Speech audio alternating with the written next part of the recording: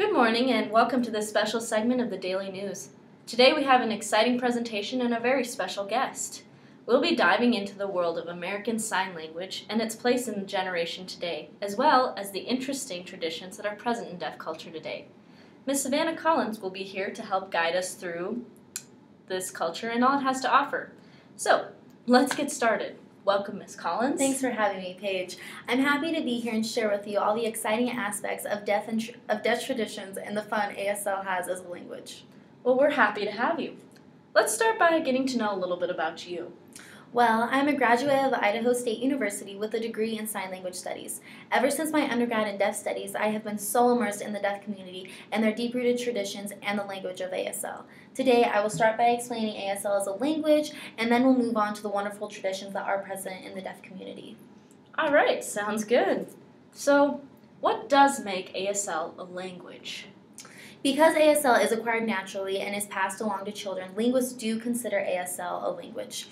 I personally believe that because sign language is the language of the deaf, it should have always been considered a language. It does get a bad rap because it doesn't follow the English rules, but ASL does possess grammar, word rules, and sentence formation. That's very interesting. See, I know a few signs, but I always thought it was really hard to learn because of the way the signs were put together in ASL. It's almost backwards from English.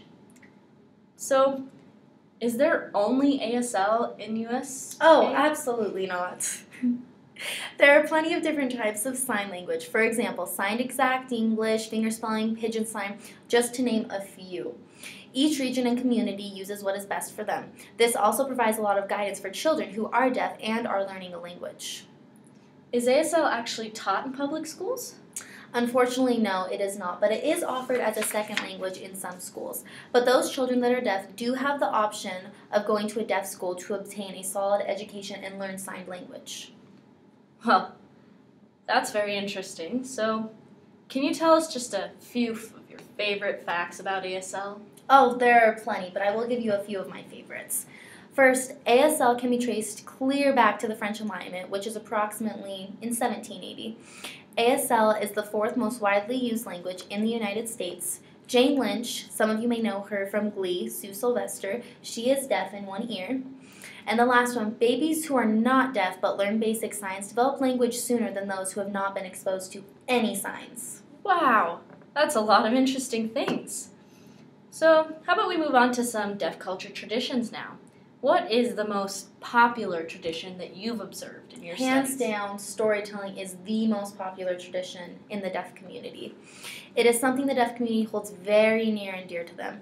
With storytelling, the deaf culture can pass down its history, literature, as well as heritage and unique stories that they want to keep in their history. Well, do you have an example you can give us of a story? Yes, I do.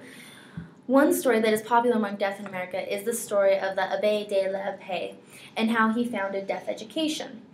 It goes into how he met two deaf sisters that led him to establish the first deaf school. This school then led to a whole city community of the deaf around the world. Abbé is known as the father of the deaf. Really? Many parents of deaf children will tell stories to their children to make them feel as though they fit in, help them understand the importance of deaf culture, and so forth. It's an important aspect of growing up deaf. That's really interesting. I mean, I know that with many parents, they tell the same stories they heard as children to their kids, so it sounds really similar to what we would consider American culture. Yes, it is very similar, although the deaf community holds storytelling to a higher standard, and they value these stories much more than what the hearing people value their stories. All right, so are there any other traditions that you'd like to share with us? Yeah, one common tradition is to send deaf children to residential schools. This can be a scary experience as the children are away from their families for an extended period of time. So many parents share mischievous times at residential schools to calm the nerves or explain how successful they were there. Many children find this helpful as they transition to these types of schools. That must be really hard on parents as well. I mean, I can't imagine sending my children away and only seeing them on the weekends.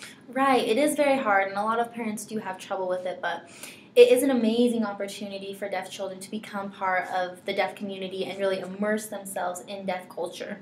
In public schools, there are only a few deaf children for them to interact with. That's very true and makes perfect sense.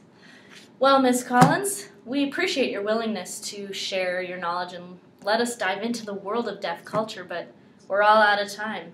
And it's been a great opportunity to learn all this. Many of us have no idea how rich and interesting the deaf world really is. I'm so happy to share and help the hearing world understand a little better about the deaf culture. The only difference between a deaf person and a hearing person is the ability to hear. They can all do the same tasks. That is a wonderful thought. Thank you, and thank you to our audience. We hope you enjoyed, and until next time, I'm Paige Newland with the Daily News. Have a great day.